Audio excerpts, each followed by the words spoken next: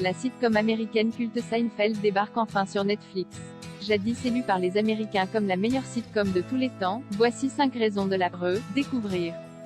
Vous pensiez que Friends était la meilleure sitcom de tous les temps? Après avoir découvert Seinfeld, méconnue chez nous, elle a seulement été diffusée sur Canal+ à l'époque, vous allez peut-être changer d'avis. Elle est tout de même considérée par le syndicat des scénaristes américains comme la deuxième série la mieux écrite de l'histoire, derrière Les Sopranos. Voici 5 bonnes raisons de lui donner sa chance sur Netflix. 1. Parce que rien ne l'a prédestiné à devenir, et pourtant, qui n'aime pas les histoires rares, qui commencent mal et qui se terminent très bien. À l'origine, lorsque Seinfeld est mise à l'antenne, et NBC n'y croit pas. Elle diffuse le pilote en plein été, le 5 juillet 1989, au milieu d'un flot de rediffusion, et en serait certainement resté là sans l'insistance de l'un des dirigeants de la chaîne, lequel est persuadé de son potentiel. Il réussit à obtenir 4 épisodes supplémentaires pour convaincre, diffusé un an plus tard, toujours hors saison, mais avec le soutien de Cheers cette fois, la sitcom la plus regardée des États-Unis à l'époque. Et là, elle trouve son public. Un public certes restreint mais fidèle, et des critiques élogieuses poussent NBC à commander une deuxième saison de 13 épisodes. Seinfeld poursuit son petit bonhomme de chemin dans une case peu exposée qui lui permet d'assurer sa survie, et se transforme en véritable phénomène de société lorsqu'elle rejoint à nouveau Cheers au cours de la saison 4. Elle entre alors dans le top des séries les plus regardées avec plus de 30 millions de fidèles au rendez-vous chaque semaine et ne le quitte plus jusqu'à son terme, en saison 8. Le final de la série diffusée le 14 mai 2008 rassemble 76 millions d'Américains, et dire qu'elle a failli s'arrêter après le pilote. 2. Parce que Jerry Seinfeld est un génie. Ce comédien venant du stand-up est un dialoguiste hors pair qui a réussi, en compagnie de son co-scénariste Larry David, à écrire pendant 8 ans sur du vide. On dit souvent de Seinfeld qu'elle est la série à propos de rien et c'est bien là sa force. Jerry Seinfeld a puisé son inspiration dans le quotidien et ses petits détails insignifiants aux yeux de beaucoup, sauf aussi, si bien que tout le monde peut se retrouver dans ses histoires. Le tour de force est multiple. Seinfeld est d'abord parvenu à imposer un ton profondément froid et cynique à un public américain peu habitué à ce type d'humour, surtout en prime time sur une grande chaîne. Il n'a ainsi pas hésité à faire de ses personnages de véritables anti-héros qui ont bien peu de morale et qui passent leur temps à se regarder le nombril.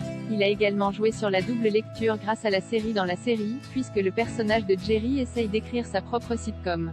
Le créateur renvoie ainsi vers ses propres doutes et ses névroses. Et, surtout, il a franchi des barrières qui semblaient pourtant infranchissables en traitant de sujets polémiques, voire tabous, comme par exemple la masturbation dans l'un des plus célèbres épisodes, The Contest. Seinfeld n'a pas fait qu'amuser le public, elle a aussi fait évoluer les mentalités à son échelle. Combien de séries peuvent s'inventer? 3. Parce que Julia Louis-Dreyfus. Si Julia Louis-Dreyfus a triomphé durant 7 saisons sur HBO grâce à sa prestation de vice-présidente dans BEP, c'est dans le célèbre Saturday Night Live puis dans Seinfeld qu'elle fait ses armes et charme autant le public que les critiques pendant 8 ans. Son personnage de Len, femme forte qui parvient à s'imposer au milieu d'une bande d'hommes mais qui n'en reste pas moins égocentrique et superficielle bien qu'intelligente, lui offre une victoire aux Emmy Awards en 1996 et 6 autres nominations. Détail amusant, dans le pilote, Hélène n'existe même pas. Elle n'apparaît qu'à partir du deuxième. De toutes les frasques et excentricités de la trentenaire, on retient forcément sa façon de danser, unique en son genre, qui a fait pleurer de rire des millions de téléspectateurs. Et ça ne vieillit pas. Regardez 4. Parce que cette série, c'est une leçon de vie. Tous les Américains qui ont grandi devant la série dans les années 90 gardent un petit quelque chose de Seinfeld en eux, ne serait-ce que des mots, ou des expressions qui sont entrées dans le langage populaire aux États-Unis comme Master of My Domain, yada yada yada ou not that there's anything wrong with that. Mais l'influence de la sitcom va bien plus loin encore, ils ont aussi appris des choses en la regardant, sur le comportement humain, sur les conventions implicites et les normes imposées de la société, sur les relations amoureuses. De véritables leçons de vie en somme. Parmi les choses à retenir, gardez vos amis près de vous, et vos ennemis encore plus près. Quand la vie vous offre des citrons, faites-en de la citronnade, suivez les règles ou sinon acceptez les conséquences de vos actes. 5. Parce que depuis, aucune autre comédie n'a atteint un tel degré de perfection à la télévision. On pourrait citer des tas de bonnes séries qui ont marqué elles aussi les esprits à différents degrés, Friends, Will et Grace, The Office, Modern Family. Mais aucune ne lui arrive à la cheville.